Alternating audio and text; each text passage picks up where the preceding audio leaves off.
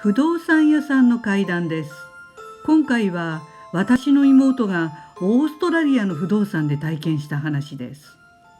話に入る前にちょっと余談ですが、昔オーストラリアの無料の地域新聞にその配布エリアにあるとある郊外の住宅地で幽霊が頻繁に出るというその地域の不動産屋さんが書いた記事を読んだことがあります。今から20年ぐらい前、妹は郊外の閑静な住宅街にある一戸建てに住んでいました。当時妹は娘と再婚した夫と3人でその家に暮らしていました。妹がその家にまだ引っ越して間もない頃、私は泊まりがけで遊びに行きました。彼女の家は駅からほど近い古い家で、もともとあった部分は築100年ぐらいだそうで、それにさらに前の所有者が2部屋と半地下に多目的ルームを建てましたとのことでした。天井の高い白壁で木のフロアのこじんまりした可愛らしい家で好印象がありました。妹夫婦のベッドルームは玄関入り口左の古い部分の部屋でした。私が使わせてもらった部屋は奥の建増した部分でトイレを挟んで妹の娘の部屋がありました。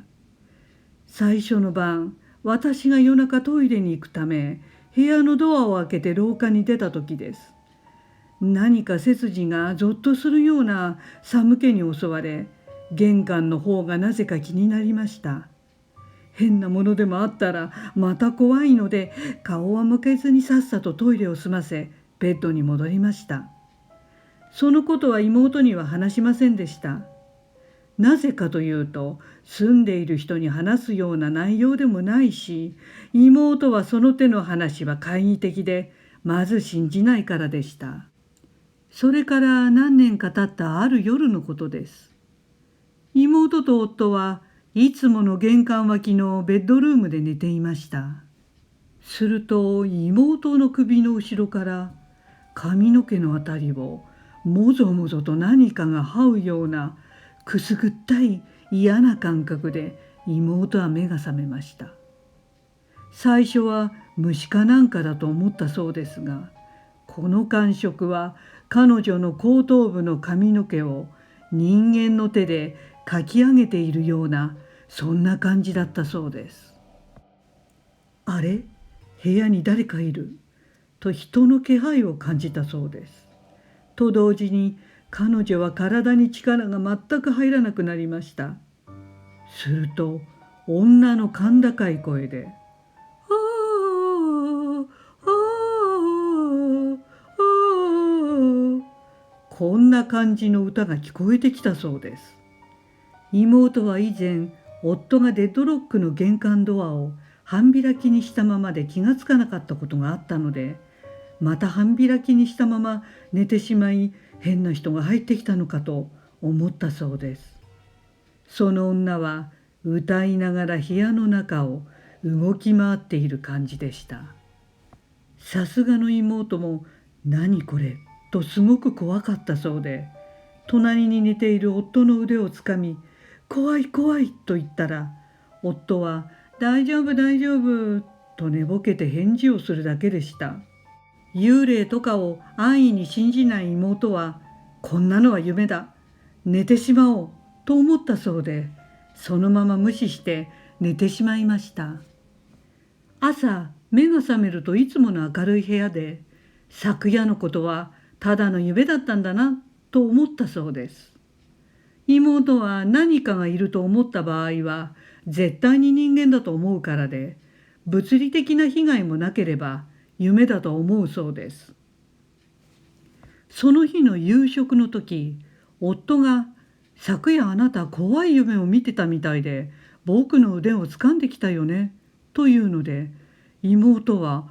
夢ではなかったのかなと半信半疑になったそうです。でも特にその後何もなく、あれは夢だったと結論付けました。その後、妹はその夫と離婚し、日本に帰国しましたが、4年後にまたその例の家に戻って住むことになりました。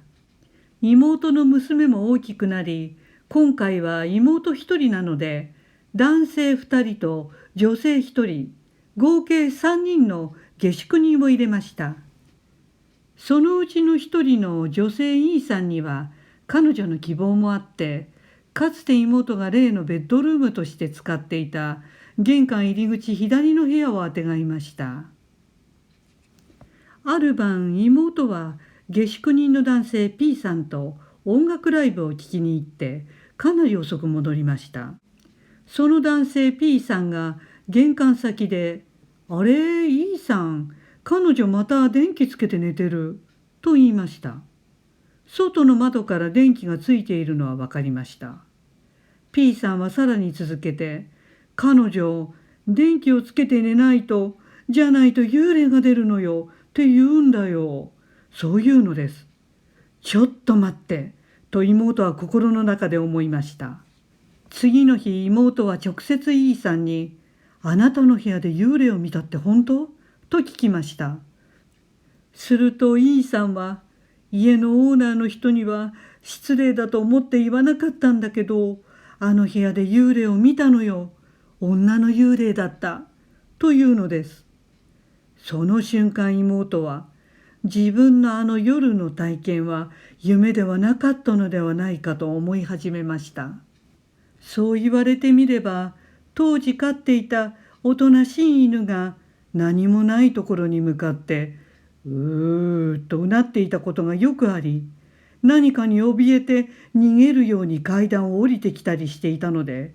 当時はどうしたのと不思議に思っていたんだそうです。その家はすでに売却し、新しい所有者はすぐ取り壊して新築を建てていました。その家にもあの女の幽霊は出るのでしょうかね。ところで、冒頭で話した地域新聞の不動産屋さんの記事ですが、幽霊が出るとあるエリアとは、妹が住んでいたその家のエリアなんですよね。ご視聴ありがとうございました。チャンネル登録もよろしくお願いします。